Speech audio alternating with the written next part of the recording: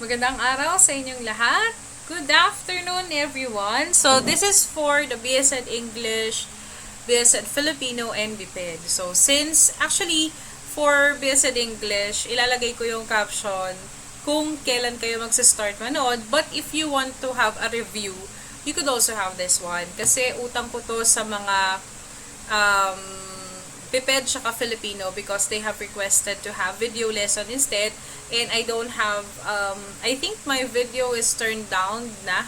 I don't know why, or hindi ko siya na-record. So I don't know.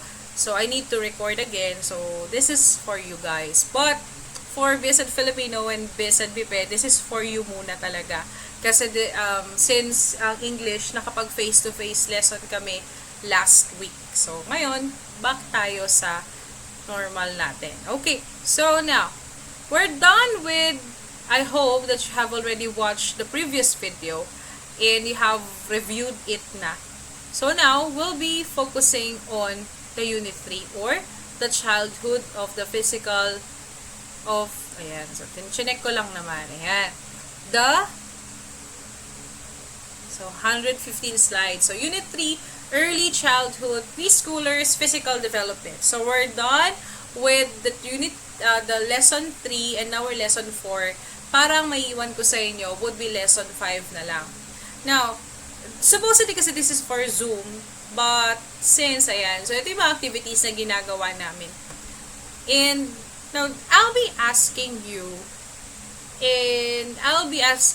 BPED and Filipino, since nagawa na ng English, BPED and Filipino, paki-combine na lang ng inyong recorder, yung nagre-record sa inyo ng recitation chips ninyo sa isang 1/8. Okay? Sa isang 1/8, paki-combine. First question is this. So, lagyan nyo lang ng number nyo tsaka ng section in here. What can you observe? Ito yung question natin, ha? What are the physical characteristics of preschoolers? Okay. Physical characteristics. Hindi kasama yung ugali, hindi kasama yung kung ano-ano pa man. Just the physical characteristics. So, I know that we'll be having, and I want you to make it a secret, ha?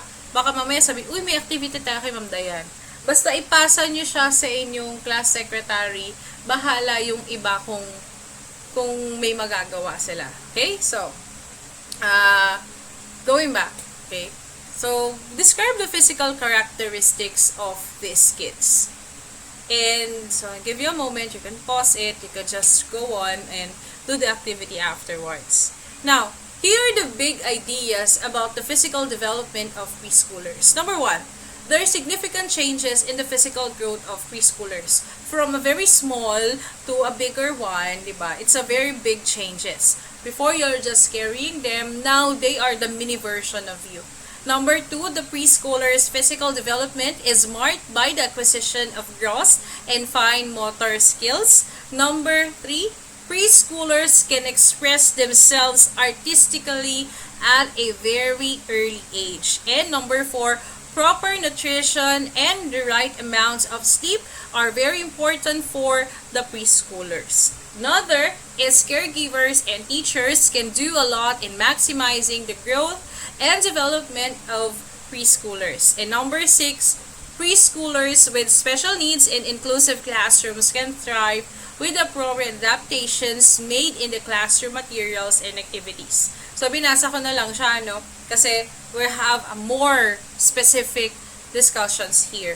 Number 1, significant changes in the physical growth of the preschoolers. As you can see, they are more busy moving in the environment, both indoors and outdoors. Sabi nila nga, when growing up, you thought that it's hard to take care of a baby. Kasi you always wake up ng alanganing oras, you keep on changing diapers and so on and so on. But they are magulo na when they are preschoolers because they have a lot of questions, they eat a lot, we have a lot of responsibility, and financially, they took a lot of space, di ba? Maraming pera ang kailangan sa isang preschoolers because especially if you love hoarding toys, ayan, problema. Minsan, yun nga lang, magkakaproblema tayo pag lagi natin binibigay ang gusto ng mga bata. And the preschoolers spend large amounts of time running, climbing, jumping, and chasing each other. They scribble, paint, build, pour, cut with scissors, and put puzzles together and string beads. So that's why we have a lot of activities for these young kids. And good thing is it's easily available sa Shopee. I'm not selling anything, but I've seen many videos, many Shopee things na available. Their motor skills are significantly refined from the time they were toddlers. They are more coordinated than toddlers and more purposeful in their actions. They're not easily nahuhulog yung mga bagay na hawak nila. They may be careless, but they could easily hold bottles, and they could pour something, they could start painting, and the things that they do, medyo they mean it already na. They demonstrate speed and strength and become increasingly more independent. They prefer to be alone, little by little. Sabi, malaki na ako, ayoko na niyan. So, huwag mo lang ginagawa sa akin yan, ayoko na, kaya ko na, di ba? Usually, we keep on hearing this with different toddlers. And during the preschool years, there's a steady increase in children's height, weight, and muscle tone. As we can see, they are chubbier. Isa yun sa talaga na yung bata usually, di ba? Kapag ang bata ay payat, parang sinasabi, ba't ganyan yung anak mo hindi mataba? So, pag naman mataba ka, ikaw yung nanay. So, that's a problem. Parang, it's expected that they are more muscled kasi, kumbaga, you're feeding it correctly. And compared with toddlers, preschoolers are longer and leaner. Their legs and trunks continue to grow, and their heads are not so large. They're not alien type ngayon. Because it's already proportioned with the bodies. And as preschoolers' bodies develop over time, the areas in their brains can control movement, continue to mature, thus enabling them from just walking, learning to stand pala, learning to stand, starting to walk. They can now run, jump, throw, climb, kick, and skip. And also from fine motor skills na hindi nila mahawakan yung dede nila, tinatamad sila, gusto nila ikaw may hawak. Now they can string beads, they can draw, and they can now cut with scissors. And here are the chart of movement and physical development milestone in preschoolers. So at age 3, they can start climbing well, they can run easily, they could pedal a tricycle. Hindi mamamasada ha, yung tricycle sa mga bata na tatluhan lang din yung gulong, na malaki na hindi sila, kahit basta upo lang sila. They can walk up and down the stairs, 1 foot each step, and they could now wash and dry hands. That's why in some malls, kagaya ng Vista Malolos, ay mayroon silang small na urinal for the kids.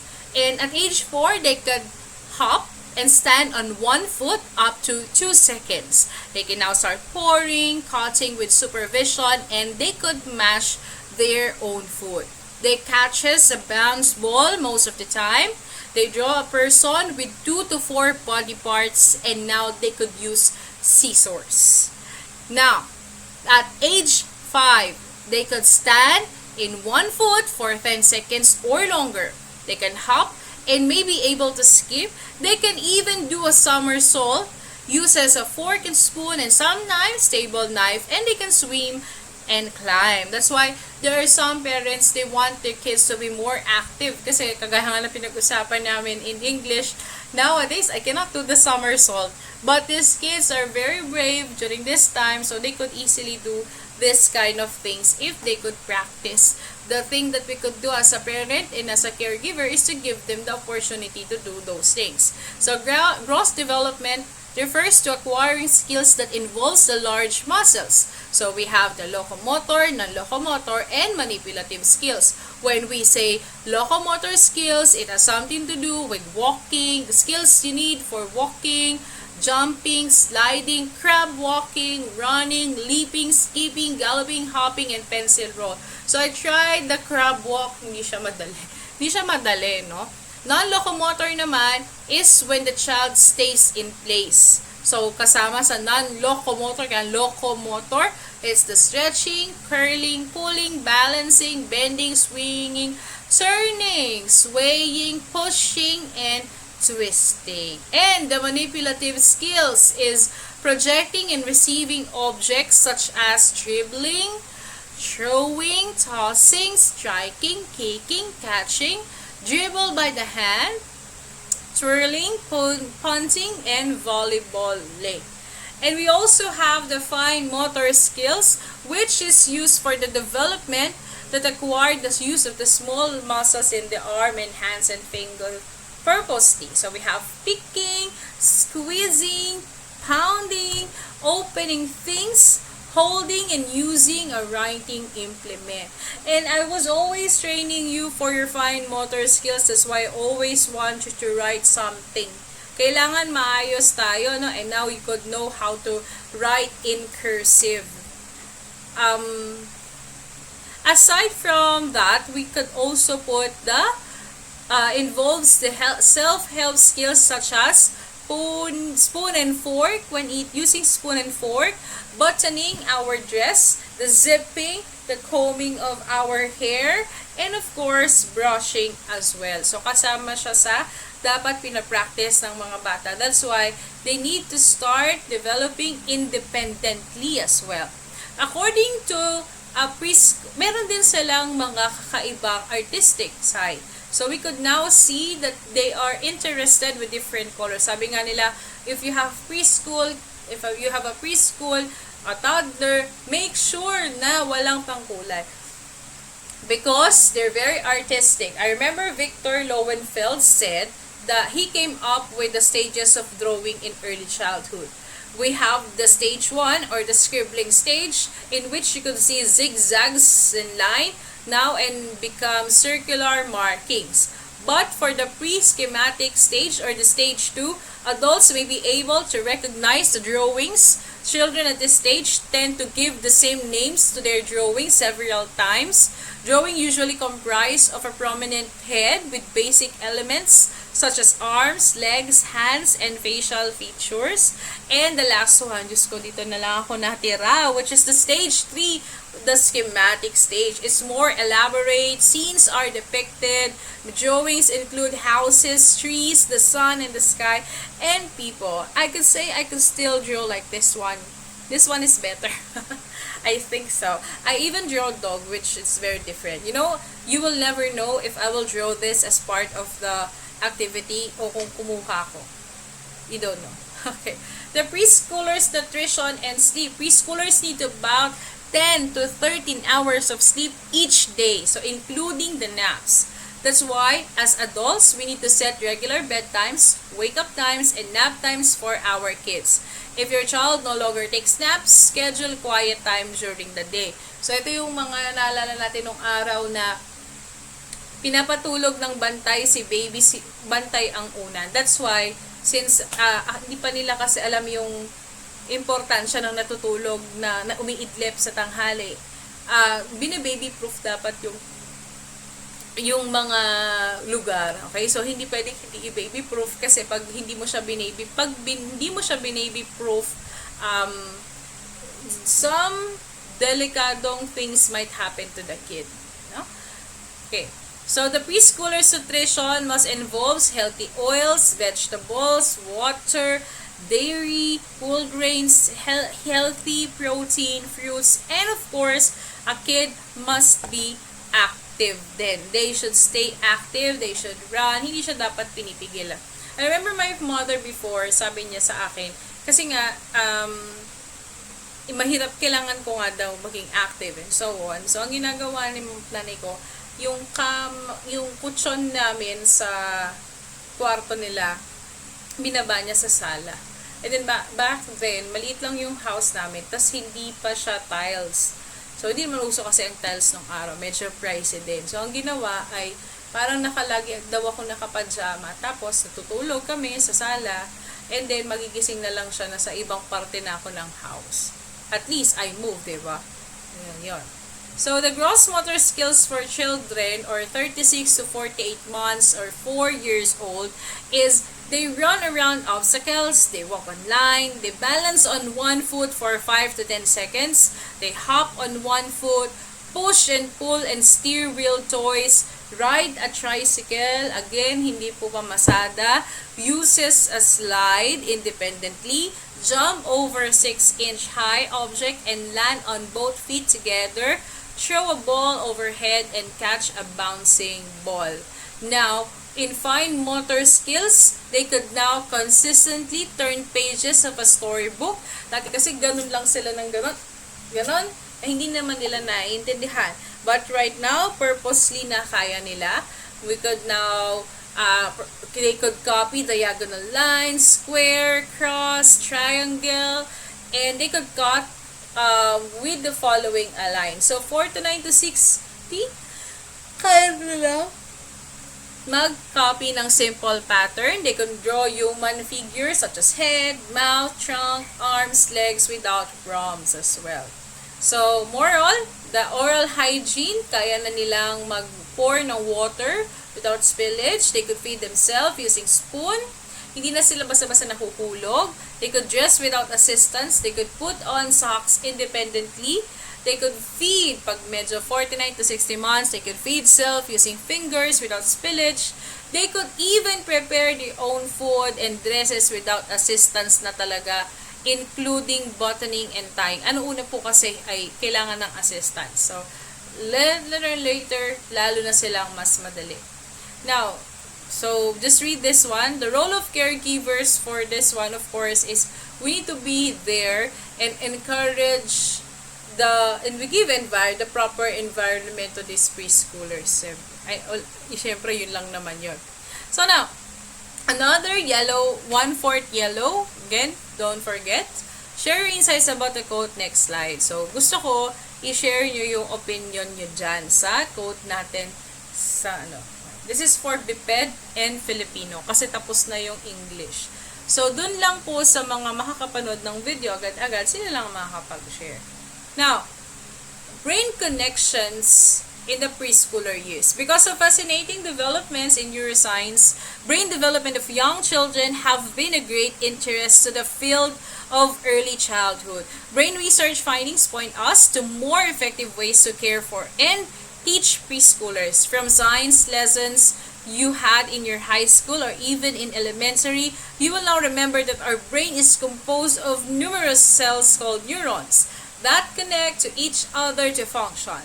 Cell connections are what we call synapses and sometimes also referred to synaptic connections. And did you know, the human brain contains 50 billion neurons at birth, and by the age of 2, children have developed half of the brain cell connected that will be made during one's lifetime. So, napakadami na, no? And around 6th age, the brain develops for more sophisticated thinking pattern. So don't be mad if your kid doesn't understand you right now because they cannot think about these things, these intricate things that they have.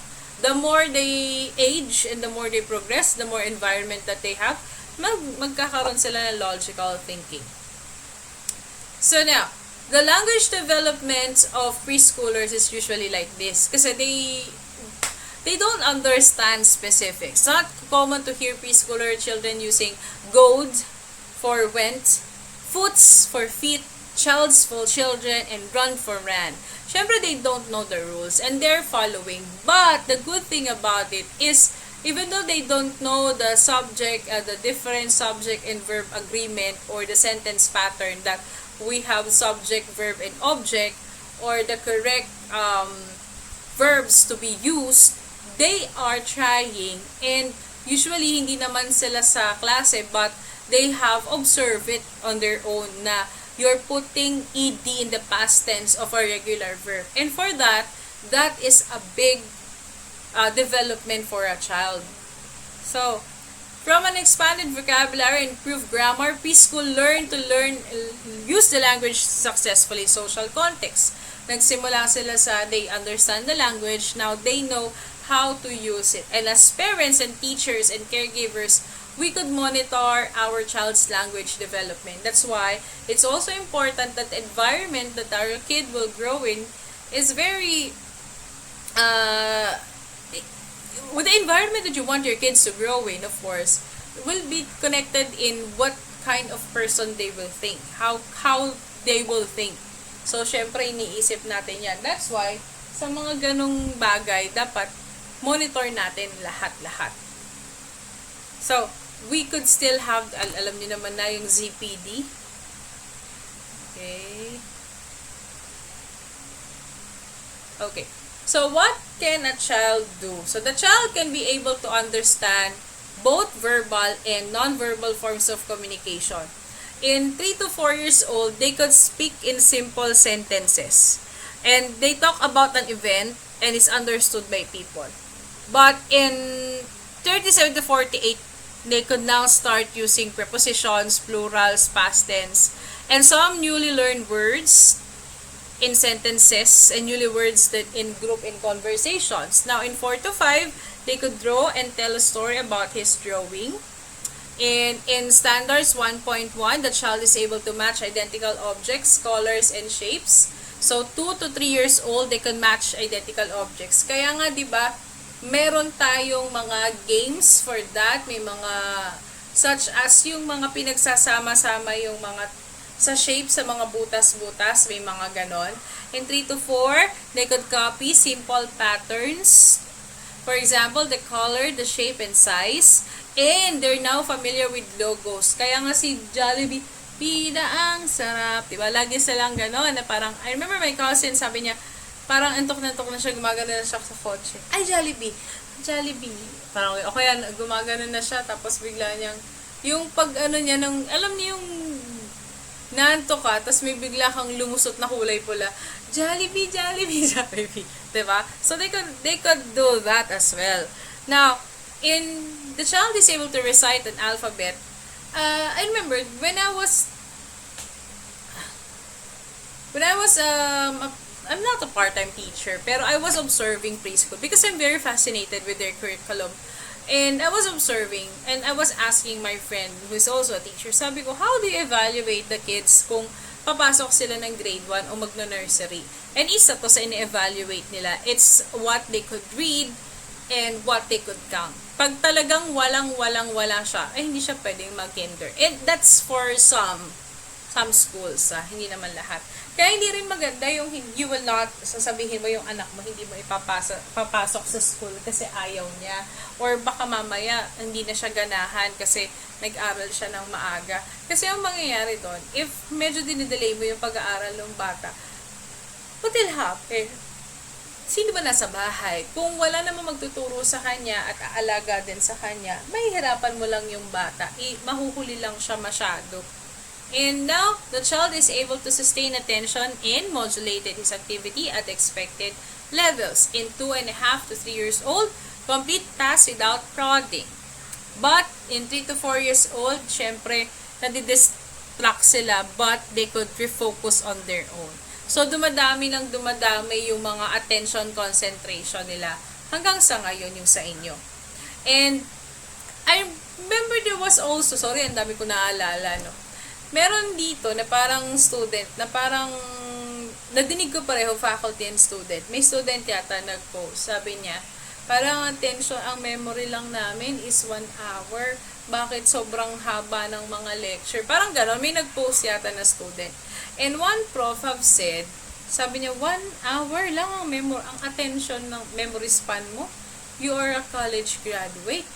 You are a college student. And lessons in college is not just 1 hour. May mga 9 hours, may mga 3 hours. So, minimum lang is 3 hours. And then, you are complaining that yun lang yung kaya ng attention mo. Hindi ka naman bata. And sometimes, siguro ang makukuha natin doon is although we're very tired, we need to know how to refocus our attention. Kaya ako, sabi ko sa mga, ako talaga honestly, hindi ko, parang naboboard din ako easily, but I need to do something so that I won't be bored. That's why I eat. Talaga lumalabas ako sa room and kumakain ako. Pero hindi ako maabot ng malayo. Like, sa co-ed before, 3rd floor kami or 4th floor, bababa talaga ako. It's either may baon na ako, or bababa ako maglulugaw. Lugaw talaga yun. Pero hindi lugaw. Syempre yung mabilis lang kainin. Gusto mo lang na bumaba. Gusto mo lang mag-stretch. Kaya ay allow eating sa class ko. Especially pag panggabi ako. Or basta lagi. I don't mind if you will eat in as long as bilisan mo kumain kung marami kang kinakain or you eat and participate. I don't mind kasi nga minsan nakaklag talaga yung brain natin. So lalo na pag panahon ng mga ano nga ba yung mga panahon na yon, wala nang makausap ng matino. Yung mga finals week, mga ganon. So, the child develops basic concepts pertaining to object constancies, space, time, quantity. So, medyo in 2.5 to 3 years old, they know the difference between recent events and one that is happened a long time ago. So, you could read this one on your own na lang as well. Yan. So that you could know the difference. And of course, the role of the preschool takers, it's actually the same lang naman din. They need to be with the student all the time. They need to give opportunities for the student. Encourages them. I think that's a normal thing. Okay?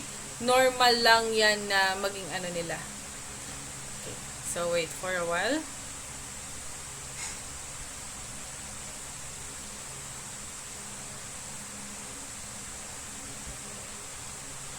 Okay, now for the social-emotional development of a preschooler. This is your third for the BPED and Filipino. Is playing important to preschoolers? I think ang English din yata, hindi na siya na ano. Pero, sige, hanggang English, Filipino and BPED. Okay.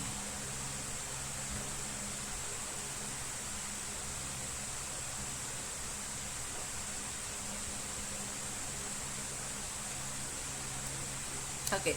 Self-concept and the preschooler. Self-concept involves children's thoughts and feelings about themselves.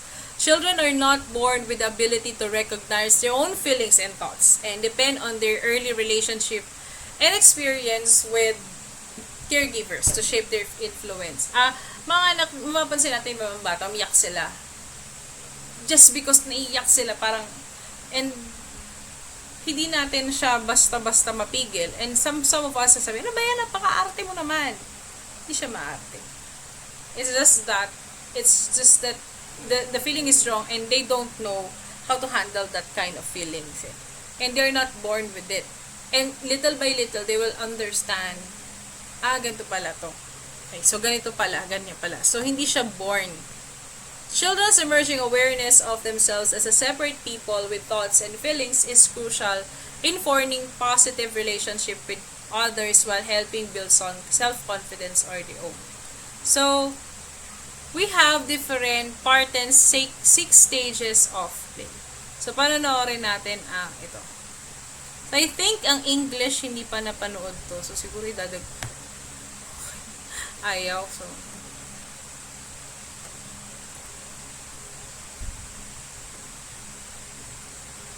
So, hanapin natin sa YouTube. Wait lang. No.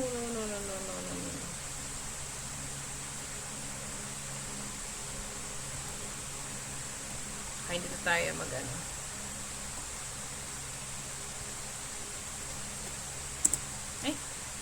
Sorry. So, we'll be checking this out. And I want you to lecture it. Okay? Spartans.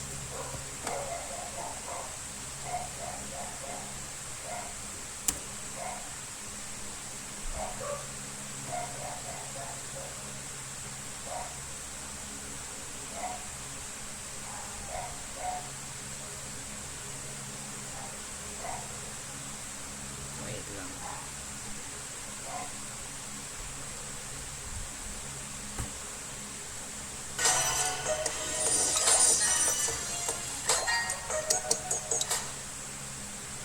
Fragrance plus savage performance do both, just like the new Rexona Vitamin Plus Bright. Cutting objects in their vicinity. A child hitting and 1932, which categorized children's play into 6 stages. based on their social interaction and cognitive complexity. In this video, we'll look at each stage of play, the age range in which it emerges, and what types of play occur in each stage. So let's start with stage 1, unoccupied play. Unoccupied play emerges at birth and is the main form of play for the first 2 years of life. It is defined as sensory activities that lack focus or narrative. Key characteristics include lack of social interaction, lack of sustained focus, no clear storylines during play. Language use is non-existent or very limited. Examples of unoccupied play include a child picking up, shaking, then discarding objects in their vicinity. A child hitting and giggling at a Playmobil in a cot. In this stage, children are learning about the world around them and developing motor skills. Stage 2 is solitary play. In this stage, children play alone and independently without concern for what others are doing. For example, a toddler might be playing with building blocks by themselves, indifferent to what people around them are doing. This type of play emerges shortly after unoccupied play in the first 2 years of age. Solitary play allows children to explore and understand the world at their own pace and helps in developing self-sufficiency. Stage 3 is onlooker play. Onlooker play is the first sign of children showing interest in the play behaviors of other children. It emerges between 2.5 and 3.5 years of age. During this stage, children will observe other children's play without getting involved themselves. They will often sit within earshot so they can hear other children's play conversations.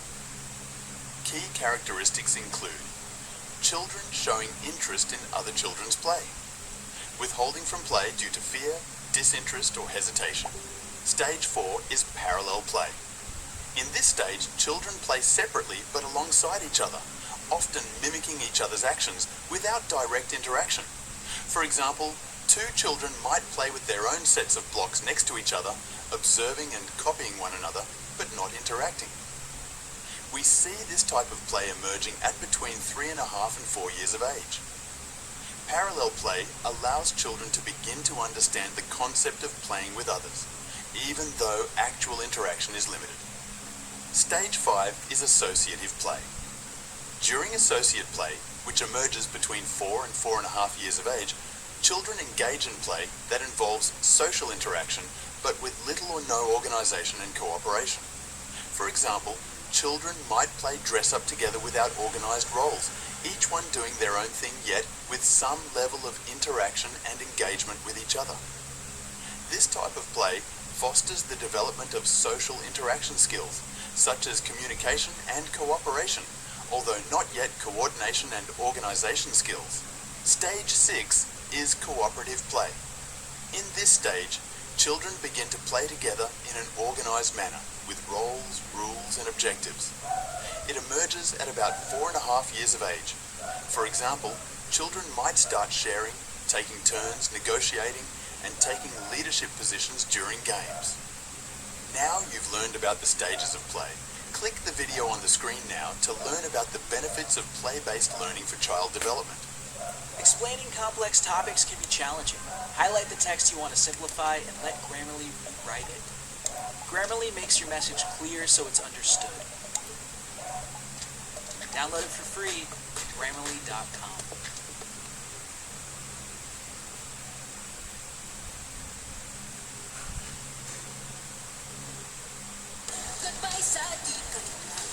Hello sa all-in-one. It's time to try Maggie Magic Syrup. Alright, so kung ano-anong mga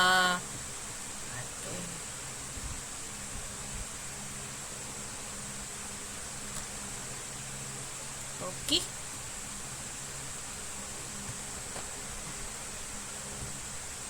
Okay. Now, we are now in the different parenting styles and what you should know. There are 4 types of parenting styles and their effects on the child. So let us discuss this. This is from Diana Diana Baumrind developmental psychologies at the University of California in Berkeley in the 1960s. Okay, so it also in 1980s, Maccabee and Martin also contributed in the refining model. Now, there are 4 types of parenting styles. We have authoritative, authoritarian, permissive, neglectful. So let us check. So they said that parenting style is important. 50 years of research in the 14.5 million pairs of twins reveal that genetics and environment have roughly equal influence on human traits. Parenting styles determines largely the kind of environment a child is raised in. Psychologists categorize parenting styles into 4 major groups. So we have authoritative. When we say authoritative, the parenting style is warm and responsive. They have clear rules, high expectations, supportive, and value independence. And it is the associated outcome based on this study is higher academic performance, more self-esteem, better social skills, and less mental illness and lower delinquency. Now, in authoritative, it doesn't mean that they are very lousy, they're very supportive. Maybe there's still some of the time ay namamalo din sila. We could say that. But they have clear rules. Like for example, ayoko na ganito. And you will not be beaten if you didn't do something wrong.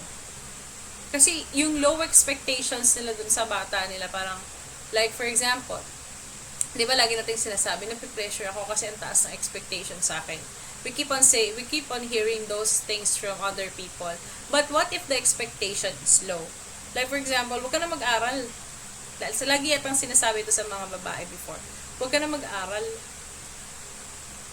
Kasi, mag-asawa ka lang din. Nagagawa ka lang sa bahay. Hindi mo ka lang mag-aral. There are people who's like that.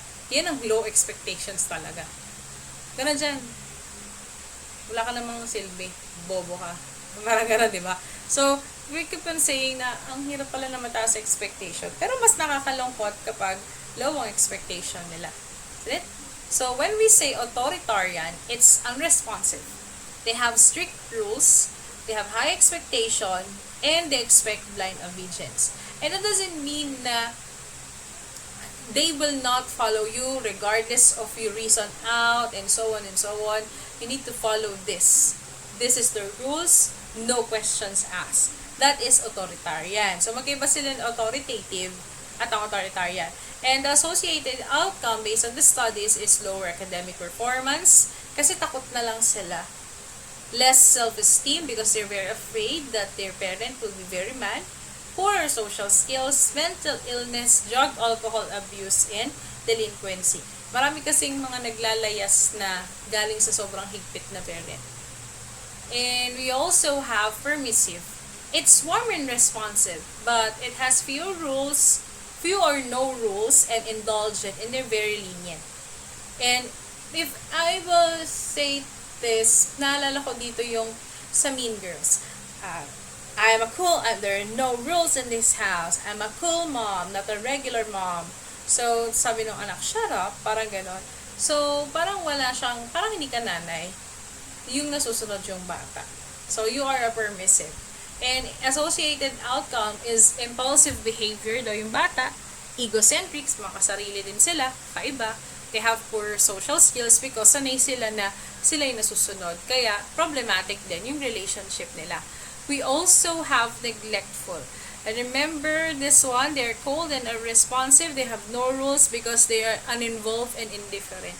The kid cannot feel the warmth and love of their parent. That is the neglectful. And the associated outcome is impulsive, delinquent, and drug or alcohol abuse and suicide. I remember this one, sometimes when you ask, bakit ka nagsusuicide attempt? Because they don't care about me. I don't have, my parents are blah blah blah and sorted. Especially yung mga unbroken family kasi kami, nagpamilya na yung nanay ko, nagpamilya na yung tatay ko, and wala na akong kasama. Wala may gusto sa akin. Kahit naman nung okay, parang lagi na lang akong sa kanila. problema. So, that's an example. So, now, of course, one size fits all? Hindi. Kids are very different. That's why they have different parenting styles. Okay? So, now, we'll have a physical development. So, later on yan. So, puputulin ko muna yung video kasi sa kabila kasama na ang English.